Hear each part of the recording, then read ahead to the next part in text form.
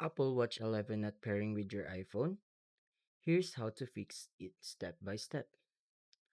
Open Apple support in your browser.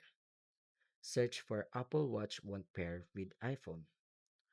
Apple explains that pairing issues are often caused by Bluetooth, Wi Fi, or outdated software, so we'll check those first. Scroll to the troubleshooting section. Apple recommends making sure Bluetooth and Wi Fi are turned on your iPhone. Also confirm both the iPhone and Apple Watch are updated to the latest software version. If pairing still fails, Apple suggests restarting both devices. Scroll down to the reset instructions. Apple says that if the watch is stuck, you may need to reset the Apple Watch and try pairing again using the Watch app.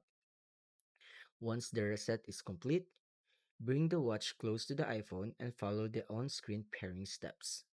This resolves most Apple Watch 11 pairing problems.